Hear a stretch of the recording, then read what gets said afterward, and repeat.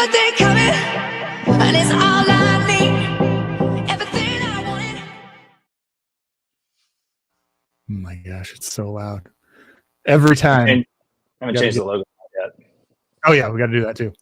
Welcome everybody. This is Better by Bitcoin. Today we got Anton, myself, JD might drop in at some point later. And yeah, today we want to kind of behind the scenes, we're kind of talking about just American dynamism, America, like where we go from here, what's happening, what's the big picture of just reality and how Bitcoin kind of brings that through for what's happening in the world today and like the dynamics of global economic policy, politics, and all this other stuff. So, but just to do a short introduction, I'm Bondor, Gilded Plebe. I've been involved for Bitcoin for a long time now and been involved with many careers, jack of all trades, kind of master of none. But I've seen how Bitcoin, or I've seen how fiat just ravages pretty much everything it touches. And there's no escaping it. And I'm on board with just death to fiat, long live Bitcoin. Let's go. Anton? I'm Anton Syme. I'm a filmmaker.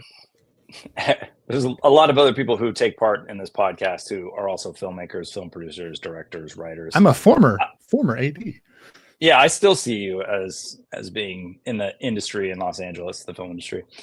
I've been a Bitcoiner, I would say, since 2017. Was immediately a Bitcoin maximalist, but I was into Bitcoin even earlier than that, since about 2012. It wasn't until about 2017 that I was all in. Yeah, so that's why. Rad. So we were just looking at a Beautyon post this morning, or a Beautyon post that you did. When was this? This was this morning, 5:30 this morning, Pacific time. We're in LA, of course. Maybe explain who Beautyon is. So Beautyon is a super OG Bitcoiner. He was around like way in the beginning. In fact, I don't even know when. He was probably there on the mailing list, just with one of the original people who even knew that this existed. If he's got a whole thing. It's look him up. BEAUTYON / on Twitter. The man is prolific, right? He's done all sorts of stuff. He founded Azteco, which allows you to send Bitcoin vouchers, send and buy Bitcoin vouchers. It's just a little teeny layer on top of Bitcoin that allows you to do all sorts of incredible things. Like you can send Bitcoin through Twitter if you wanted to using Azteco. It's pretty awesome.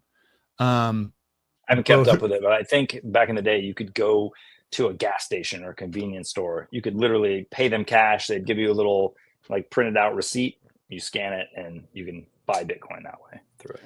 So yeah, Beautyon's been on top of it for a long time. He's been a very big voice in the space for a long time. So this morning he posted about how just American dynamism, what's going to happen with how America is now posturing with regard to Bitcoin. And Anton, as you know, as I know, even 6 months ago, it was tenuous, and especially with Yellen and the rest of it, was tenuous about what the Treasury thought about Bitcoin. And is this a thing? Are we going to allow people to do this? Are we going to come after people? Or are we going to try? Because Yellen was basically saying no, we want to do unrealized capital gains tax. The Treasury Secretary was talking about this, which is the most mind-numbingly stupid thing you could possibly do to Bitcoin. But hey, that was the previous administration, right? So today we have an administration who's signed a bill trying to get a strategic reserve, not a bill, an executive order, and done all this stuff, which is really setting up America, posturing at least, to be pro Bitcoin and pro this new movement.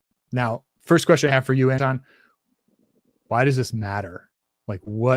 What's different about Bitcoin that makes this very important. And yes, I wanted to add as well. Had Trump not been elected, there would be no strategic Bitcoin reserve. And some people listening may not know that we haven't, I don't believe, purchased any Bitcoin yet. Essentially, America just already had about 200,000 Bitcoin, I think, because it was like confiscated. So Yeah, I don't Silk know where Road it came from. The Silk Road. It's almost all Silk Road. There's obviously other things, but they've sold some. Like there was one big auction that what's the guy's name? The VC Tim like Draper or something. He purchased a whole bunch at auction from one of the confiscation things. But yeah. And 200,000 doesn't sound like that much, but when you realize there's only 21 million Bitcoin, there's maybe, I don't know the exact numbers, but maybe like 16 million that kind of exists in any way that anybody could have access to it. And at any given time, there's only about 2 million being traded. So, and these numbers are super rough. You may know better than me. But so if you went and tried to buy 200,000, just do the math, divide 2 million by 200,000, and that's how much there even is available to buy. So, if you look at other countries that have the ability to buy 200,000 multiplied by whatever the price of Bitcoin is, we're at about 87,000 today. So just multiply 86,000 by 200,000, you'll get the amount of money. And then on top of that, divide 2 million by 200,000. And that's how many countries could even do that if they tried to. And if that happened, the price of Bitcoin would react to that buy pressure. The price would explode. So that's what's going on with the U.S. Strategic Reserve and any other country that wants to try and compete. So you asked why any of this is important. Yeah. So I know that you've traveled a lot. You've lived in South Korea, but I think you've spent some time in Hong Kong too. Oh yeah. I have been to over 50 countries. I've been on 6 different continents. I've been to a lot of those countries multiple times. And there are a lot of really incredible places in the world. My experience, my feeling is that every time that I come back to the United States, I just want to kiss the ground. Mm-hmm. We don't do everything perfect. We don't have it's so much is so backwards. It's unbelievable. Yeah. We don't have the classic architecture of Europe. Like I was watching a bunch of stuff on how the city of Venice in Italy was built last night. Like we don't have Venice, Yeah. But America is the best place to live in the world right now for many different reasons. However, there are other incredible places in the world. I was thinking about Sweden, and every once in a while I'll get on Instagram, I'll look at cabins that are for sale on lakes in Sweden or in Norway, or chalets in Switzerland. And we were talking about how had the US not taken a stance that's much more friendly to Bitcoin, and other countries had done that, let's like fast forward into the future, people that have a lot of Bitcoin, they're not going to put up with it if they all of a sudden become incredibly wealthy in terms of Bitcoin.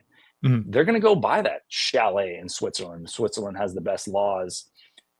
If Switzerland's not going to charge them capital gains tax on their Bitcoin. And so basically Bitcoin is opening up the most beautiful places in the world, the safest places in the world to Bitcoiners. So if you are a Bitcoiner, the future is bright for you, essentially. Oh yeah. And then this touches back to America, because the things that Bitcoin changes at like a fundamental level, which is the game theory about money. We were talking about property taxes, right? You can't put a property, you can put a property tax on Bitcoin, but what's going to happen? Everyone's going to leave. They're just going to be like, no. Like with a property tax, which is just a lien on your property, eternal lien on your property, the state can be like, oh yeah, we know where your property is. The property's not going anywhere. It's a plot of land, right? Like we're just going to go to your property, find you, and we'll arrest you or whatever. We're the state. We've got all the violence. So we can enforce what we're going to enforce. And hey, that's why property taxes exist, because nobody can really sit down and fight and win at scale. Obviously there's the handful of like ultra and cap libertarian cases of the people who set up a cabin in the woods and whatever, like had at it, where the law enforcement was just like, nah, we're not doing that. But the cost of that is that, well, those people are literally choosing to be irrelevant for their entire lives. It's like, okay, that's what you want. Great. But if you want to participate in civilization, if you want to participate in society and own property, well, you're going to have to pay property tax. Now, Bitcoin completely changes that. And if you have an administration that is on board with that change, it says, okay, cool, we want to embrace the reality that Bitcoiners could just leave. Bitcoiners could just leave. They could go to Switzerland. They could go to El Salvador, whatever. We need to be friendly to them or they're going to leave. And if you understand that, it changes everything. It makes, as you just said, it makes the whole dynamics of, oh, it's going to be good for Bitcoiners. It's going to be really good because there's going to be countries literally fighting over us to try and get us to go there. Countries that are on board, countries that figured it out. Now, there's going to be a whole other slew of countries, many EU countries, South Africa, like any other country that's kind of like going down the retarded communist pathway. It's going to be terrible. So we got a special guest in the studio. What are we doing up in Hey, here? what's up? Look at these gentlemen. Oh my goodness. This is Jordan Bush. Jordan, I mean, you can do your own introduction, but Jordan Bush is the guy behind Thank God for Bitcoin. He is a prolific podcaster and personality in the Bitcoin space. Yeah. But yeah, welcome to the show. Hey, thanks for having me. Love you guys. Again, always good to see y'all. Appreciate your perspective on all things Bitcoin, film, Jesus, many things. Jordan, your intro is always so buttoned up. You want to give it real quick? Yeah. Okay. Yeah. Shoot. I am the executive director of TGFB, which exists to help Christians understand and use Bitcoin for the glory of God and the good of people everywhere. Perfect. I wanted to add to what you were saying, Mondor, and Jordan, feel free to jump in off of what I have to say. So Robert Kiyosaki, the guy that wrote Rich Dad, Poor Dad, I've often heard him say that real estate, the word real is it's probably Latin, the Spanish word real, which means royal. So real estate is the royal estate. We have this mythology in the United States that essentially the King of England wanted to charge a 3% tax on tea, and we decided to risk it all and go to war and kick him out and not have a king. And George Washington, first president, didn't want to be king. Everybody wanted to make him king, and was like, no, we're not going to have a king.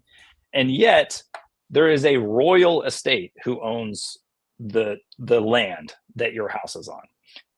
Property's cool. Houses are cool. I love a good piece of land. I'm incredibly bullish on California, Los Angeles, the kind of Hollywood region specifically. I think California is just the greatest geographical region in the world, a temperate climate. Everything grows here. There's just like fruit. You can go pick off the trees.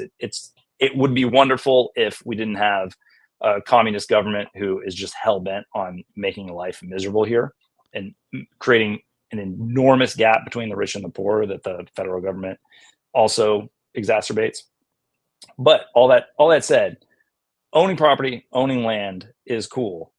But ultimately, if the state wants to just take it from you, if they just want to increase your property taxes, if they want to just put an oil well in the middle of your yard, declare eminent domain and kick you off and just pay you whatever they say fair market value is, they always have the ability to just take it from you. And so in the future, when the world, not everybody in the world, but when some countries go on a Bitcoin standard, the countries that are friendly to Bitcoiners are going to go to those places. And they used to say, he who has the gold makes the rules. In the future, those who have the Bitcoin are going to make the rules, and governments, if they want the Bitcoiners to participate, the people who have the money to circulate into the economy, they are going to have to be friendly to the Bitcoiners. So it just gives you a little bit more power. The state ultimately is going to try and control the land, but Bitcoin just evens the scales a little bit. Yeah, you do see this too, right? You already see capital flight happening, like capital flight out of Europe, out of France. France has like draconian tax laws that they tried to put in place a few years ago, and people just started getting out of there. And now again, that's much more difficult to do when you've got your assets in, whether it's, regular bank accounts, or if it's, in less liquid things, whether it's real estate or businesses or whatever it is. And so with Bitcoin, I mean, it's just so liquid. It's trivially easy to leave with billions of dollars worth of Bitcoin, if that's what you have. That it's just going to be, you're going to have a situation that's far more similar to like what Dubai is experiencing, right? Where they're incentivizing, they're trying to attract people to live there with very friendly tax laws and very friendly things like this. You've seen Portugal experiment with this. Portugal for years has offered, I think it's no capital gains on Bitcoin or some other similar, very tax advantaged things. And you're only going to see more competition for that as Bitcoin continues to ascend. I just looked up in Norway in 2022. Oh yeah, I love the story. They increased the wealth tax by 1.1%. Immediately, 30 billionaires left the country. Deuces. Yep. So the thing that I love about that story is that they were projecting, I'm going to mess up the numbers or whatever. Yeah. They were projecting that they were going to be able to have a net tax increase, like the net tax base would increase by like 400 million or something like that. They're like, great, this is such a solid plan. We got it. You got it, guys. And because all the billionaires left, they ended up losing a whole bunch of the taxes that they were just collecting anyway, had they done nothing. Yeah. So it's like they literally shot themselves in the foot. And that dynamic just gets easier for the people with capital when that capital is Bitcoin going forward. Yep. So this is actually like a really fascinating thing for me and Jordan. We were just like to put you in the secret, Anton. Jordan and I are kind of like working on a new project which will drop at some point. But one of the it's like writing. I was trying to figure out an argument against like the authority. Bitcoin usurps authority from like a Christian perspective. And one of the things that really nailed it for me was Bitcoin draws its authority not from the state, but from natural law. And when something draws its authority from natural law, that means it is above the state. Its authority is above the state because the state doesn't matter. Like whether the state exists or not, Bitcoin can still function, can still work, can still operate. You can still do transactions. Doesn't like completely irrelevant what the state thinks about it. And the reality of that is that Bitcoin's a higher authority than the state. And the game theory basically says, well, if the state can't do anything about it, well, the state has to answer to it. And that's what we're going to see. And that's why now, how does it going back to America? Why is America going to benefit the most? I'd be interested in hearing Jordan's take on this, especially if he doesn't believe that that's going to be the case. I mean, we own, I think most of the world's Bitcoin is in the United States. I think there's a significant amount of it. So I think that's going to help. But yeah, I mean, it's interesting, right? Because like, honestly, I think for a lot of people, the problem that they have when they think about government is they don't really have a framework for thinking about government. So like, they're just like, I don't want people telling me what to do. And they think that's sufficient. Again, you have the libertarians, they're like, hey, we just don't want people telling us what to do. And there's not really any well-defined, like grounded, basically, if you don't believe that that God is there, God created people, God created these authority structures, then like, you're just out there flying. Like you can make stuff up as you go along and you're drawing arbitrary lines and that is what it is. But yeah, I think the problem that you have on the other side, the far more common problem, because most people aren't libertarians, is, and especially in Christian realm, but I think this is also true among just normal Republicans and people who are just more comfortable with the level of state control that we have right now, is they functionally have like a body positive view of governance, where it's like, like you're looking at government and you're like, oh, what are we going to do if we get rid of this thing? It's like, the problem is the government is like a 900-pound morbidly obese woman. And you're telling her that, you should stop drinking 9 Diet Cokes a day or per hour and only drink 2. And she's like, oh my gosh, how could I even consider doing such a thing? You're just such a hater. How dare you? Yeah. You're just such a hater. And it's like, yeah. And then there's a whole bunch of people like, oh yeah, you just, you don't really care about people because you want the government to go on a diet. And it's like, no, yeah, I want the government to go on a diet because it's morbidly obese. And it would be 100 times more efficient at the duties that it actually has if it would give itself to those things rather than trying to take on 100 responsibilities that ought to just belong to, again, to your point, free market individuals, families, other cultures as well. So I think that's what we're going to see is, now, again, I'm more bullish on America in that respect because we actually have both the financial capacity. We have a tradition of, we're founded by standing up to a world superpower. So again, it's kind of, to quote the great philosopher Taylor Swift, it's in our blood. So again, I'm confident to a degree, or more confident than I would be in a lot of places, that Americans are going to be less susceptible. Some of the things that we've seen in Britain, was it today or yesterday, where they're banning samurai swords? I'm just like, this is, what are we, 12? Like, what are we doing here? Like, I just don't understand. Yeah. So there's lots of other places that I have way less confidence in terms of their ability to move before it's too late. But the United States isn't in that situation. So I wanted to say one thing, almost a correction. You said that the majority of the world's Bitcoin is in America. The majority of the world's Bitcoin private keys might be in America, or the majority of Bitcoin companies that hold Bitcoin might be in America. I'm just saying this for people listening who are just trying to figure out what Bitcoin even is. Bitcoin's everywhere because it is the entire Bitcoin network. And that's one of the beauties of being a Bitcoiner and what gives us so much power as we move forward into a world that is on a Bitcoin standard.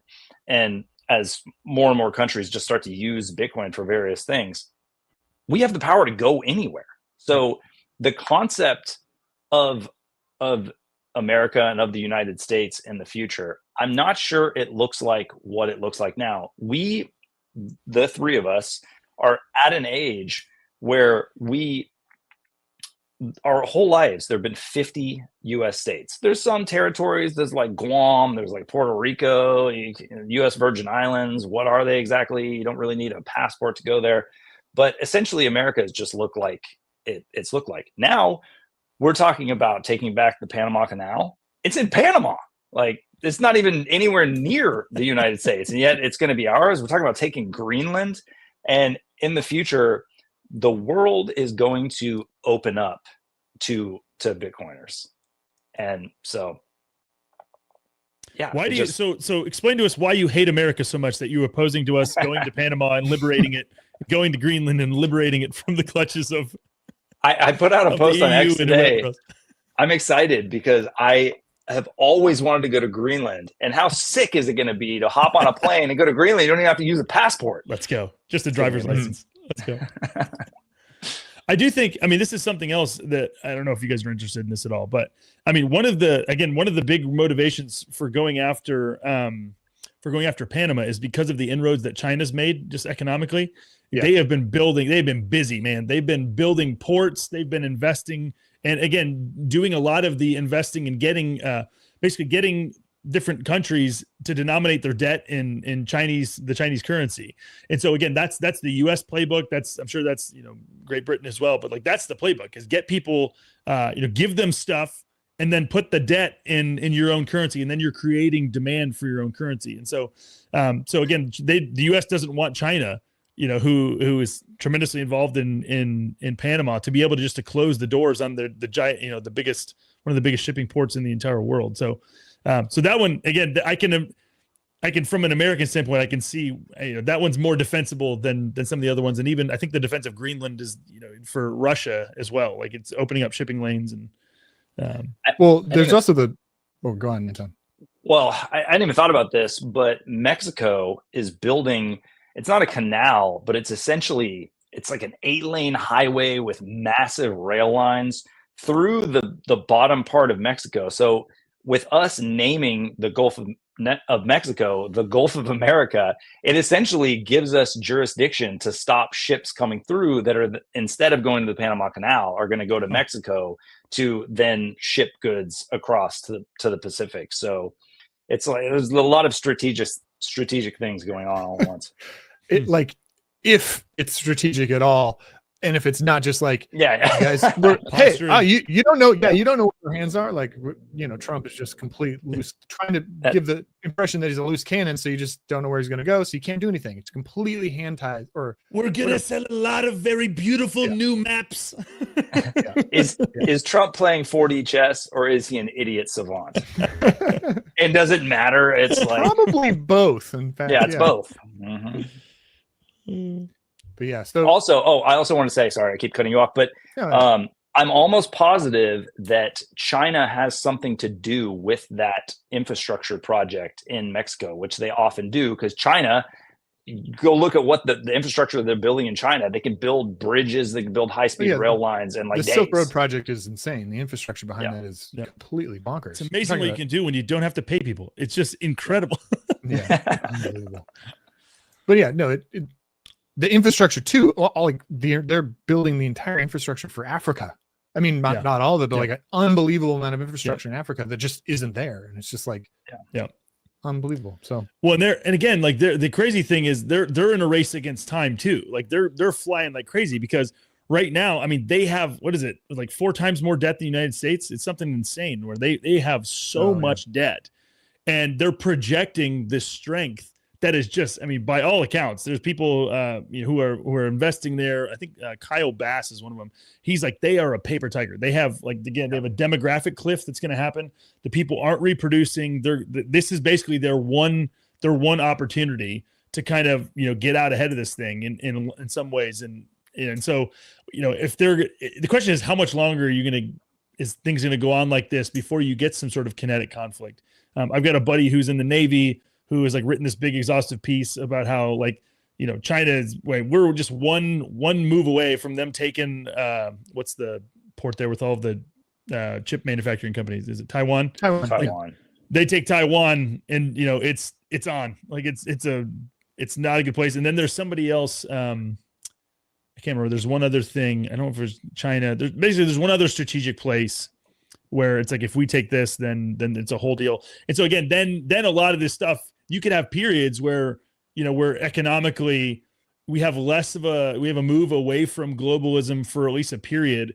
Ray Dalio talks about this, about how you have these periodic kind of like wave-like shifts from globalism to nationalism. And it's also the sovereign individual thesis too. Yeah, exactly. So we'll see. I mean, again, you could have periods where our economy, you could bring home a lot of this stuff just by necessity, because you can't, or you're going to get a kinetic warfare where you're going to have to sacrifice lives and a whole bunch of other things. I am super bearish on kinetic warfare. Not that kinetic warfare is bullish, but I just the connectivity of the world economy and the internet, and especially with Bitcoin and the way that the returns on violence are just monumentally low. Like they've literally never been lower, and they're just lowering all the time. It's just for China and America to go to war. Like you think about that, like a kinetic World War II style war. It's like mutually assured destruction. You think, that's like a whole nother level of reality on top of just the practical economic reality. Like the practical economic reality is like, it's just ridiculous. All of our stuff is Chinese. And then there's the food situation too, where so much of our food goes to China because they have a lot of people. They they don't have as much agricultural land as we do, and it's just like, well, this is what we got to do. And then So that's the lower level economics. Then the next level would be mutually assured destruction. A world war. Yeah, thing I is was including ridiculous. economic destruction in the actual blowing ourselves up. Yeah, and then on top of that, you get into the fringe understanding of reality, which is like MH370, like hidden physics, and that whole other thing, which is another rabbit hole we got to touch on at some point for this podcast. But with that stuff in mind, it's like there's just no war. War is something that, like, if there's going to be kinetic warfare, I can see it happening in space, which is like satellites. And I think Pippa Mamgren, I think, has mentioned something like this. She's awesome if you guys don't know who that is. But there is presently some kind of, like, call it like a spy game happening in space where satellites and imaging things are interfering with each other and blocking each other and doing this whole like thing, because these satellites have been out there for decades, I think, at this point, that are just literally surveying every single second of every single inch of the earth at all times. It's crazy. Yeah, that it's one of these things where again, like, I mean, you guys remember that? What was the balloon? Like, they confirmed that balloon that was just flying across the country was a Chinese balloon, right? I'm not misremembering that. Yeah, there were multiple balloons. One of them crashed or was shot down or whatever, but there had been others that had passed that nobody stopped prior to that. Yeah. And you're just like, wait, we did what? But then again, it's like, I understand the incentives are such that it doesn't make sense to go to war. But like, when you have, I mean, that's like imagine if Russia did that. Imagine if that was Russia. You'd have Lindsey Graham with his knickers in a knot. We'd be going to war tomorrow. And so just like the selective outrage based on, again, it's understandable because of the deeply entwined economic ties between our two countries. But still, like, I mean, it's just like it's like, how long do you, I think they're playing the long game. Like, this is like China's MO, right? Like, they play the long game. China plays go. Yeah, exactly. But I mean, that's kind of the thing is, I mean, I can't remember who else I was listening to on this, but they just were saying China's demographic cliff is like 2050. Like, they don't have enough kids. They're going to start shrinking. Their power is going to be waning, all this kind of stuff. And so, like, they're making hay right now. But again, to what end, really? Like, what is, if they can't overcome the demographic cliff, is it just what? Like, you just store up enough of the world's debt to, this is interesting because I think China has the second largest Bitcoin reserves too, from Bitcoin that they've confiscated, second to America. Okay. I'm curious about, I mean, maybe you guys know this, maybe you don't. I'm gonna have to go research this, but like, what's China's policy on Bitcoin presently? Because it's almost ridiculous to try and follow it because they ban Bitcoin every other month. Yeah. And then on top of that, the incentives in Bitcoin apply to China. Yeah. Right. So internally, how is that going to affect the people of China? Like, demographics, like, we're all Bitcoiners here. We all have kids. Like, bro, part of the reason we have kids is because we're Bitcoiners. And demographic cliff, like, how does Bitcoin affect that in China, in the East? I don't know if you guys have any thoughts or insights on that, but I'm just I just looked something up. This is interesting. So you were saying that China is going to fall off a demographic cliff by 2050. The US kind of would too. Like, our I don't even know if we're hitting replacement rate right now, but we have massive immigration. Like, everybody in the world wants to come to the United States. Why wouldn't they? Yeah. And I just looked it up, and China, I don't even know how many people. I can look up how many people. They have over 1 billion people. They have less than 1 million foreign nationals even living in China. Yep. They basically have no immigration. And I just looked it up, and the numbers in the US are about 1.2 million people immigrate per year to the United States. Yeah. Wow. Yeah. And it's because they recognize they recognize a lot and are much more real in terms of the consequences of of both, like, just of cultural difference. Like, they are a monoculture to the extreme. Correct, yeah. And obviously we would say to, like, unhealthy degrees and oppressive degrees. But again, they recognize there is a consequence to letting people into your country who have vastly different beliefs about the nature of reality.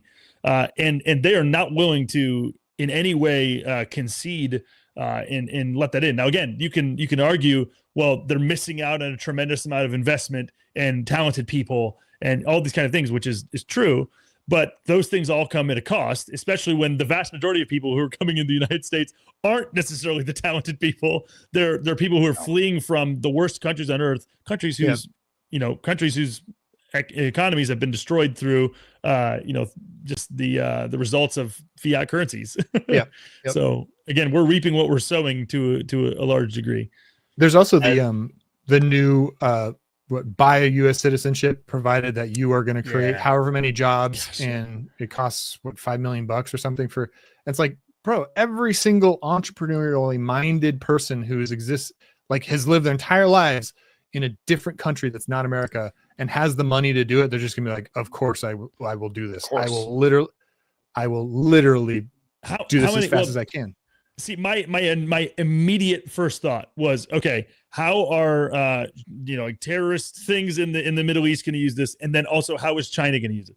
So like China, now you're giving American citizenship to you've had like a lot of the people who've been stealing secrets from the United States have been foreign exchange students who are on these college campuses, and they've been leveraging their position, all this kind of stuff. Well, what happens when all of those people are actually American citizens and they have American rights and they have all these things? Like, you just accuse them. I mean, I guess you can accuse them of treason, but again, I'm just wondering on that level, like, what does the complexity? How does that add legal complexity? I mean, you're seeing tons of legal complexity. Yeah. Yeah. Well, I mean, you're seeing a lot of the conversation right now. There's a foreign exchange student who comes in, starts talking bad about the United States or something, and the Trump administration wants to kick her out, and there's people who are fighting against their right to do this. And so again, how much more do you heighten that if if a lot of these people now have, I mean, because again, how many millionaires are in China? Do we want to look this up? It's tons. It's tons. It's millions, right? It's millions. Yeah. But it's also this interesting dynamic. And when I lived in South Korea, we saw this everywhere. South Korea has a dynamic of, if you are 18, you have to register. It's the same as Israel, right? If you're 18, you have to serve 2 years in the military. Yeah.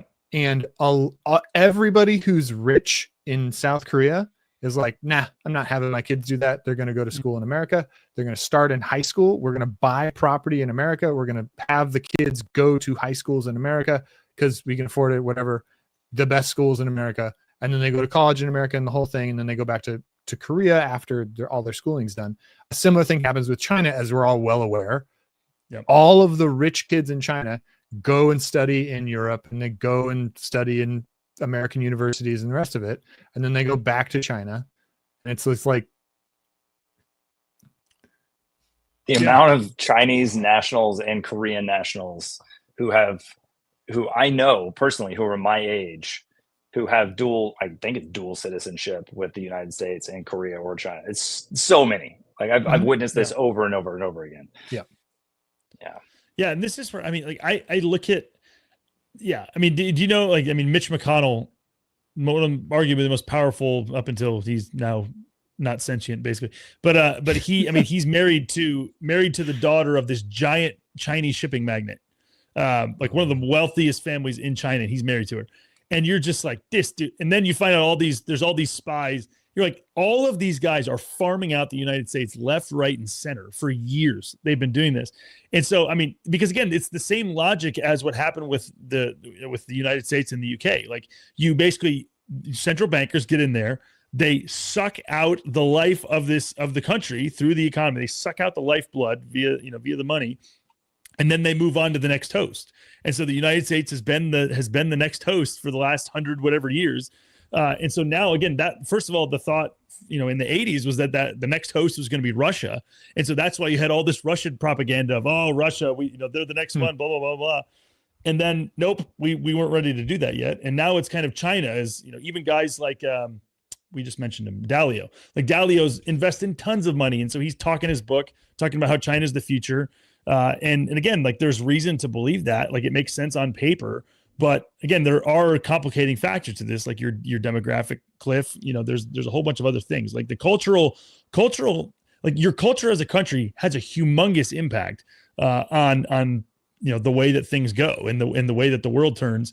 Again, I think the bullish case for China, as this is somebody, I'm a Christian, like there's 100 million Chinese Christians, and that number is exploding exponentially. So I think like the bullish case for China is that number continues to rise, and those people are having kids. Like they're happy to comply with the more, like if you look at the demographics of who's having a lot of kids, Christians have lots of kids around the world. They value life. Obviously, the United States, we've killed a whole lot of them too. But you have this thing where, again, as Christians have kids, they appreciate life. And so that's one place where, depending on how many kids they have, it can basically, I don't think it's going to stem it necessarily. I'm not going to predict that, but I think it can significantly have an impact. So again, we'll see, those kind of differences are huge. Those kind of factors have a big impact. I think that one of the biggest factors, if not the biggest one, is that, and there's got to be like a good philosophy about this. Like Seyfedin has talked about this, but it's the idea that the political structure of society and civilization is predicated on the type of money. So the type of money kind of dictates how our political structure functions. And, practically this checks out and makes sense. If you have a central bank printing money, your political apparatus is going to be super bloated. You're going to have all these problems. It's just people money grubbing and fraud and the whole thing, which exactly is what we have in America presently. Now, if you replace that with Bitcoin, how does that change borders, right? Like how does a country enforce its borders in a similar way, or fail to enforce its borders in a similar way? Like these dynamics are now completely up for grabs. Like we can start to question these weird, like is the Westphalian order of self-governing nations that have borders. You look at a map, like any world map, there's really clear borders, blah blah blah, apart from a handful of contested zones. Yeah. Like is that even necessary under a Bitcoin standard? Like that's because, well, if all the people in Nicaragua or wherever that are trying to get into America because their country has been destroyed by their politics, which are just fiat politics, well, what if all of those people are now Bitcoin denominated? They don't really need to try and get into America, provided their local government's friendly with Bitcoin. Case in point, El Salvador. All the El Salvadorians are repatriating. Not all of them, but like so many. You hear all these stories about like, I am so proud. Anton, I don't know if you've seen them, but like you see license plates in LA and like bumper stickers and like El Salvadorian flags. Like people have lived in America their whole life, and now they're like unbelievably excited about just being El Salvadorian for the first time ever. They love it.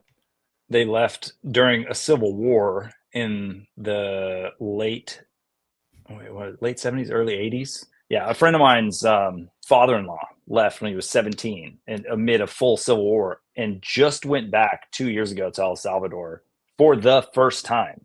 Like he hadn't seen his sisters since he was 17 years old. And he was like, it's incredible now. So you were saying, like basically are borders even necessary? Well, there's been a huge push for socialism in the United States, socialized medicine, the way that the UK or Canada has socialized medicine, where healthcare is essentially free. And yet at the same time, those same people pushing for it have been pushing for free and open borders. Well, you can't have both, because let's say that all medicine was free, housing was free, you just give a universal basic income to everybody. Why wouldn't every single person in Nigeria or Ghana or Bangladesh come to the United States? They all would. Yeah. And so it doesn't work. And the only way that socialism works, it doesn't work, but the only way that it works is with money printing. Do you know what country had incredible it's socialism? Literally predicated on money printing. Yes. And this is something I saw when there were those massive, essentially like a revolution protests in Venezuela. It was like about 7 years ago. One thing you noticed was that the women had breast implants and a lot of people had braces. Mm-hmm. They got free breast implants and free braces. Meanwhile, you're watching videos of people literally like jumping over barbed wire fences and chasing cows with rocks to kill cows because there was no food to eat. So socialism, it kind of works when you can throw endless money printing at it. It doesn't work when there's open borders, and ultimately it doesn't work. And so at some point there are going to be borders that are going to have to be enforced, but Bitcoin will end money printing. So another way it kind of works, which it doesn't really work, but it works if you're sitting on a giant lake of oil, because like that, like you have like the countries in the Middle East, right? Like they don't even have taxes. Like we were talking. This is a crazy story. We were in Kenya last year, and there's a guy who we met who grew up as a missionary kid. He's now living in Kenya, and a couple of times a month he flies to Saudi Arabia, and he's working with the kingdom to help basically invest money. Like that's like his whole deal. And he talks about how for the first time ever, he's like, first of all, the kingdom they don't have any nonprofit organizations because they don't have any taxes. So he's like, because they don't need any taxes because they make so much money via oil. And so he said, but they're starting nonprofit organizations because there's certain UN programs where like you have to have a nonprofit organization in order to be involved. So he's like working on that. But like, so that's one thing. Now, again, is that socialism? Whatever. Like there, that's not everyone's situation. The other way you can do it for a limited amount of time is how the Nordic countries, which we always hear about from our friend Bernie Sanders. Oh, the Nordic countries! Look how progressive they are. Look at how well, yeah. How else you can get our comrade Bernie Sanders. Yeah, exactly. You know how else you can do communism for a while is when you have somebody else funding your national defense, right? We have the United States funding your national defense, and that's billions of dollars you don't have to worry about. Well, sure, yeah, I think you can make things look pretty good for a limited period of time. Yep. Did you know that in the Scandinavian countries, they essentially have it's like a 100% or a 200% tax on cars, but they passed a tax incentive back in like the 2010s, where essentially if you had an electric car, you didn't pay that tax at all. So a Honda Civic, like a basic Honda Civic, was like $100,000 to buy in Norway, but you could buy a Tesla that was $100,000, and it was like 1 for 1, the same thing. Yeah. Anyway, I would prefer not to pay 100% tax on an automobile. Yeah. Uruguay had 100% taxes on imported cars when we were there. Yeah. Same with Singapore. Singapore might have been the guys who like actually did it and tested and like put it forward as like, hey, yeah, this actually works. Yeah. Also, Singapore has incredible public transportation. You can just like literally the whole country is a city, and so like you just hop in the subway and you're good to go. You literally don't need a car in any way. But yeah, I would love to do a future episode on how you had places like Macau, Singapore, Venice, these places that essentially became the centers of the world, where everything was incredible. The architecture, the lifestyle was incredible. And what made because I have a feeling that in the same way that we brought this up on every podcast, the way that El Salvador has been having a massive boom, before there's absolute hyper Bitcoinization across the entire earth, there are going to be new Hong Kongs and new Venices that essentially become that way because they are friendly to Bitcoiners. Yeah. Mm-hmm. I'm looking for my copy of Bitcoin is Venice. I don't know where it went. I know I have it. Oh, yeah. Oh, dang. Anton, I mean, when I visited Venice, like I was just amazed because it's like, how on earth did this place come about? And then you realize like, oh, the reason it comes about is because they're able to, I mean, you just like watched a documentary on this like last night, but the reason it came about was because they were able to build a city on a marsh, which meant that nobody could invade them. So they had this in era of, we're just going to invade the city and steal all its resources, and therefore we're going to be the king. So whoever has the bigger sword wins, or right. But you can't invade Venice. So then, and then the way it's defended, it's like, so nobody can invade Venice. And so then, well, that just means that that's where all the money goes, because that's where you have property invade rights. That's where nobody's going to be able to take your money. So you can imagine, like, okay, cool. Well, now we have all this capital here. We can do shipbuilding. We can do this other thing. We can do like extended long form trade. Like Venice is one of the guys who Venetian glass, right? Like the reason that all was able to come about and exist was, and the Venetian glass in particular, because they basically just did the same thing over again. Oh, we have this advantage. The advantage is we can make glass for cheap. We have this another advantage. The advantage is nobody can invade Venice until Napoleon did, of course. But so like let's take all the glass, let's put it on ships, which we can defend because nobody can invade us, so we can do really good shipbuilding, and let's trade with Africa and get all the gold out of Africa, right? And then the bead trade, the glass bead trade, becomes the slave trade, and like I don't think Venice was necessarily the start of that, but they're a big part of it. Now, so Venice needs to pay reparations, is what I'm hearing. Essentially, all the pirates of the world, rather than going and raiding Venice, they would come back from their raids and trade within Venice, and then go back and go and raid. And so basically, Bitcoin becomes Venice in cyberspace, or it becomes Gulch in cyberspace. It makes more sense to participate and trade within it than to attack it, because you have nothing to gain. You only have something to gain by fairly trading with it. Yep. You have to put in work to create real value to eat. Otherwise like you just don't eat. Yep. Sorry. Not on Bitcoin. proof of work. Yeah, shout to what's his name? Who's the guy who wrote the book Bitcoin is Venice? Alan Farrington. There you go. I've got it somewhere. I haven't read that one. Yeah. The other one, cool. This is similar on a similar train of thought. There's a guy named George Grant. He's a pastor. He's a really thoughtful, interesting guy. He lives in Nashville. He's founded a classical Christian school. I think he's founded a university as well. Just really historically informed guy. Brilliant. I mean, just speaks perfectly, like incredible recall. And he was talking about the development of Swiss, like the Swiss economy, and just basically how it became one of the darlings of the world. And he talked about how it was basically this wasteland, and there was a Christian monk who went there and just started serving these little kids. He's like ministering to these little kids, and over time, these little kids just came around and they listened to him. And he started like a school. He's training them up in school. He's, they're doing Bible lessons, whatever. They're becoming Christians. And so those kids grow up and ends up, and again, it's based on, he's teaching them like basically the Protestant work ethic. And so these guys end up producing a ton. I mean, this is where Swiss Army knives were made. This is where, what was it, like chocolate watches? Swiss watches, yeah. Exactly. So all of these things started to develop as the fruit of this little missionary monk who just made it his life's work to just basically serve this place.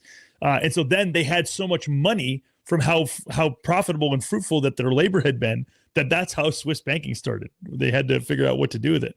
And so again, they have some good geographical isolation as well, and a whole bunch of stuff via the mountains. And so, yeah, it just was fascinating. It's fascinating how these things happen. And there's, like, again, predictable ways where you can, watch and predict where these things are going to happen. You just have to have logic to be able to think through. Yes. What are the implications of this? What's the game theory? What's the whole thing? As you say, I was going to say, what is logic?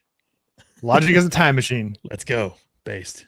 I just looked up the Bible verse, Proverbs 11:1. The Lord detests dishonest scales, but accurate weights find favor with him. Mm-hmm.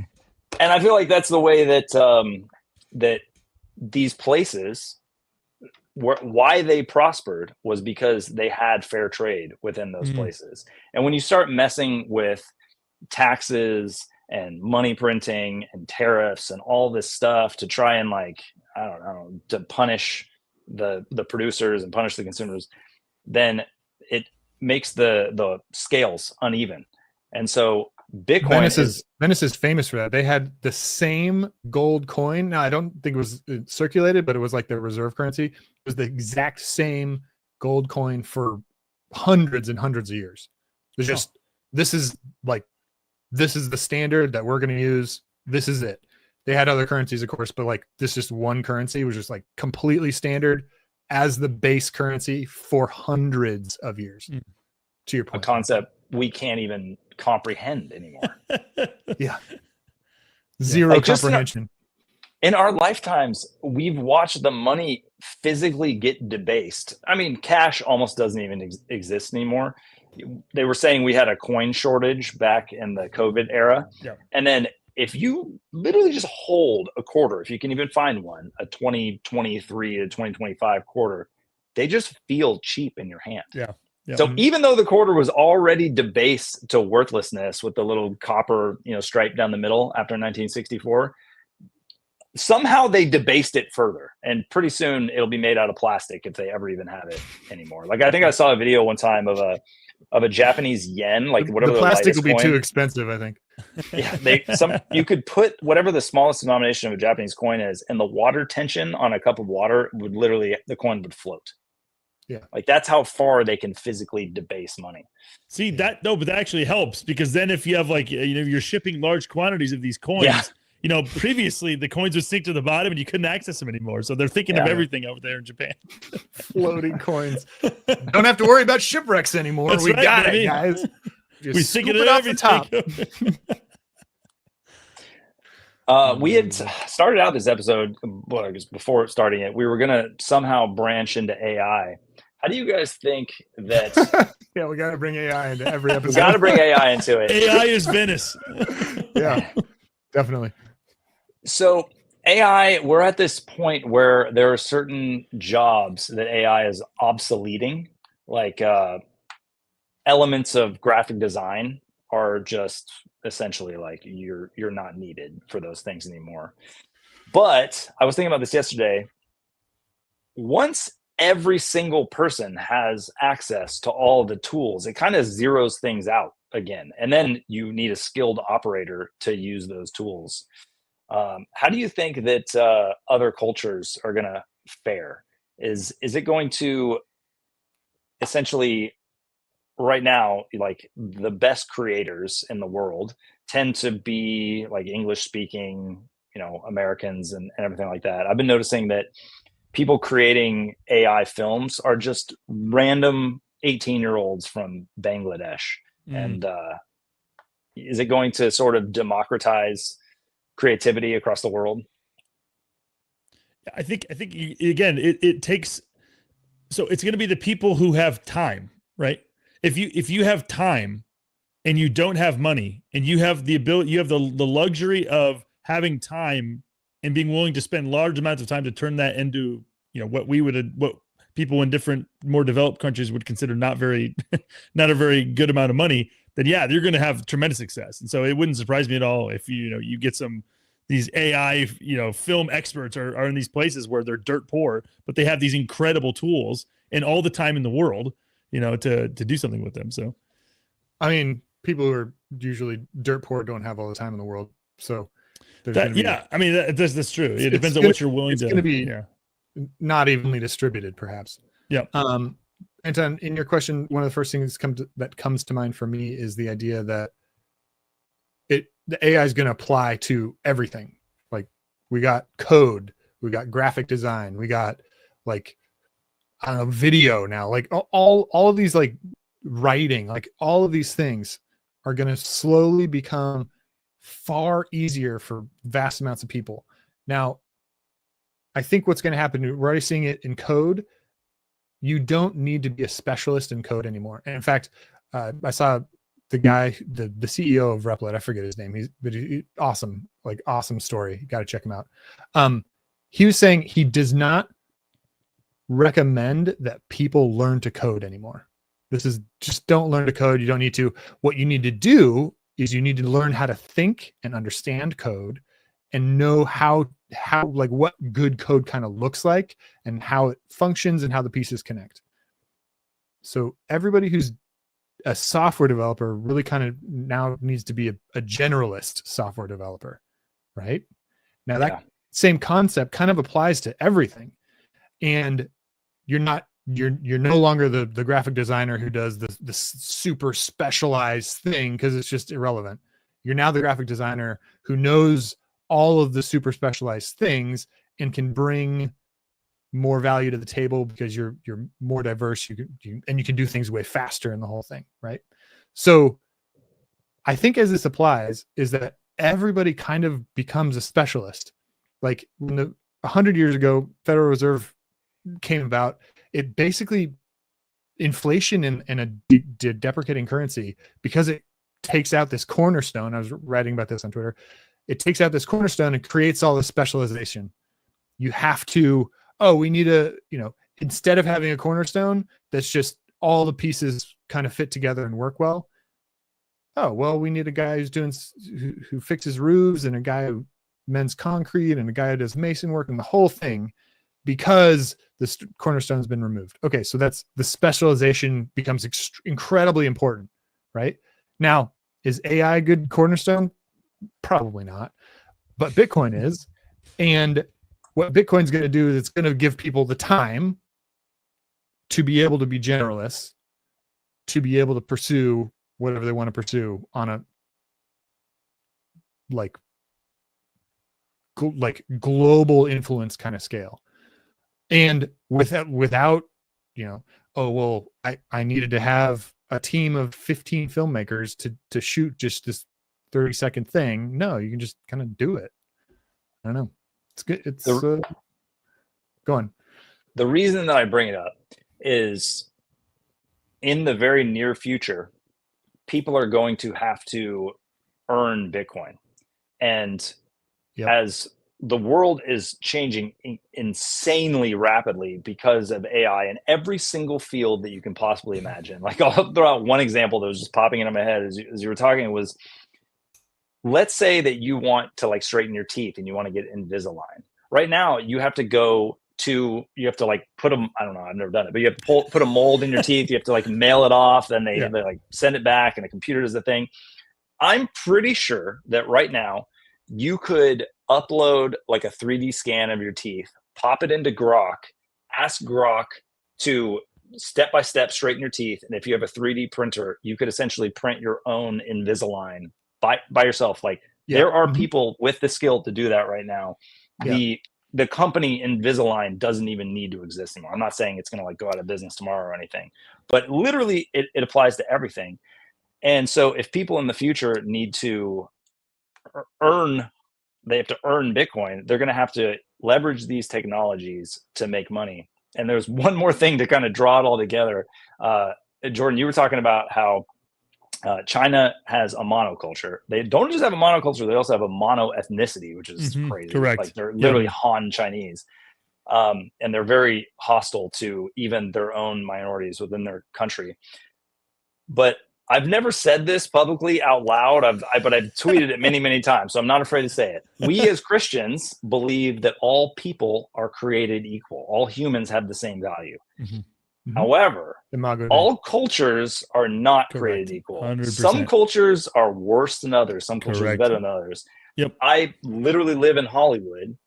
There are lots of foreign films that I love. I love weird movies. But Hollywood movies spread throughout the world because the culture behind the movies made a certain type of movie that everybody loved to watch. But if you go and watch a Korean film or a Bollywood movie, like sometimes they just don't connect with you because you're like, I don't know, like the values in this movie, especially if you watch a Danish movie, Danish movies are dark and they don't have happy endings. And so I would just say that America throughout the last 100 years, I don't know, going into the future, but we've made the best movies because we have the best culture.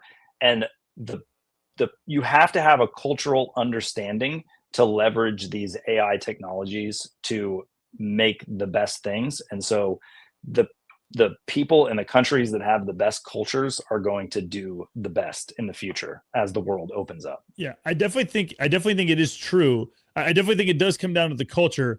I would say it's the culture produces the money, Because like the money that a country uses is in many ways, it's like a bedrock of your whole country.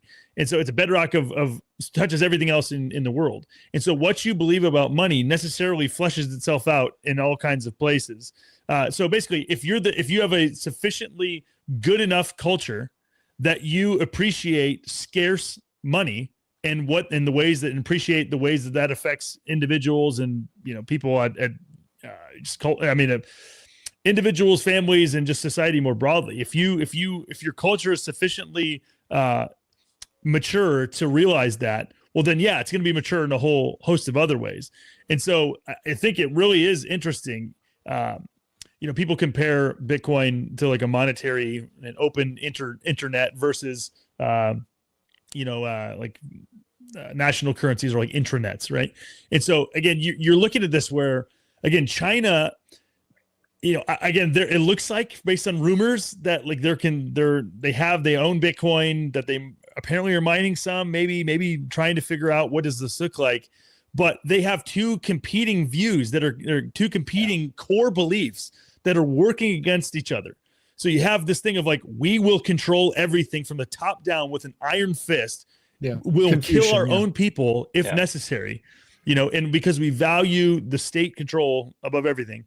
And then the other side, you have capitalism and you have, you know, and so again, they have fudged enough to allow themselves to benefit from the United States and benefit from global trade and a lot of these things. But the question is, are they going to be willing to fold when it comes to turning over their capital controls and, you know, turning over the control that their absolute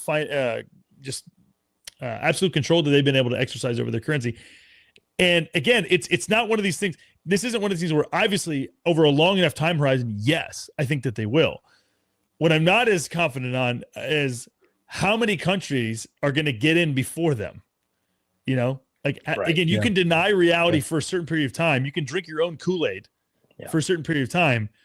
And it doesn't take many countries to get in line before you, backing up the truck with the amount of fiat dollars that they can turn around and buy scarce Bitcoin with. Like it doesn't have to, you don't need a whole lot of those to get to a point where Bitcoin gets bonkers expensive. Yeah. And where you have these nations who are buying with 50-year time horizons for buying and selling their Bitcoin. And so I just think somebody's going to get left behind. Like there's going to be some huge global players who, I mean, well, maybe not. I think it's possible at least because you do need these extra factors. Somebody like these European countries, they're just going to fall in line because they feel like they have to. Like they're not governed by people who have these deeply held seated beliefs like China does. You really need something like that to even fall prey to something like this. So it's interesting, man. This is so fascinating to like think about what's going to happen and you know what things might look like in the next 10 years. It really causes you to question things like what like religious beliefs are not going to survive Bitcoin, right? Bingo. Yep. Like that's like whoa. Yeah. Culture. What culture is not going to survive Bitcoin? But like what beliefs, like what things that I believe are literally incompatible with the reality that I have to deal with on an everyday basis. Like that is going to be crazy, especially when you consider like, oh, fiat. It's like, oh, well, fiat we can just invent any reality we want because it's all bullshit, right? Like, so, oh, well, of course I believe anything I want because I can like literally just like, if I have enough money, I can just manifest it. And the money was just made up, but manifested by somebody else. So it's like, oh yeah, of course. It's all just BS all the way down. Okay. But what if it's not BS all the way down anymore? What beliefs survive and what beliefs are just taken out? Just like unbelievably easy to ridicule because the person, by continuing to believe this, undermines everything they do in their life. Yeah. And it's this self-fulfilling thing where like you have this belief, like you have the money undergirding it. So once you buy into Bitcoin, then it starts to reshape you and it starts to reshape cultures around the incentives involved with accumulating more Bitcoin. And so it really, you're like, oh wait, okay. So I actually have to be productive. I have to add value. I have to do. And so it starts to change from an individual level on up it starts to reorder, Stephen, to the point that you're making in that piece that you were talking about. So again, I am super bullish on that. I think it's going to be incredible.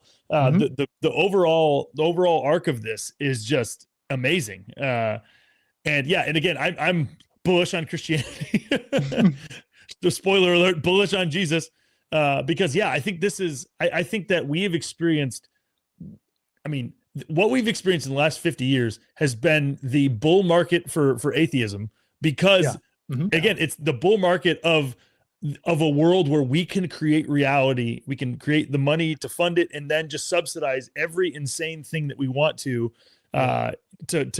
further our own, further the ends of a small political cabal, small banking cabal, whatever it is. And now that that's, not going to be possible to anywhere to the same degree, there obviously will be paper Bitcoin. There will be things like this that will eventually get nuked. Like, they're going to get blown up, and it's going to be amazing to see who's the first nation to get blown up because they have, because they thought that they could play fiat games. They thought they could hold their Bitcoin at Coinbase. Yeah. Anyway, we should probably wrap it up. Guys, do you have any last thoughts? American Dynamism, global game theoretical outcomes, changing in beliefs, culture. Anton, go. Yes to all that. Okay. I think everything is made better by Bitcoin, and you'd better buy Bitcoin. Yeah, agreed. Jordan. Yeah. I think it's going to be good. We need to get John in here. Hodlebod, my co-host on the Thank God for Nostr podcast. We've read a ton and done a bunch of book clubs about technology and the positive to it, the negative, the downsides. Again, just the trade-offs to it. And so it'd be interesting to have this question on a larger scale, because again, in the same way that Bitcoin produces a set of incentives and then consequences, technology more broadly does the same thing. And so, it's radically, we're experiencing the radical reshaping of the world in real time. And digital technology is a tricky beast. So it's a longer conversation. Indeed. All right. I totally love it. You guys, thank you, Jordan. Thank you for popping in. Yeah. Anton, Appreciate you guys. See you next time. And I'm Bondor signing off. Got a good thing coming, and it's all I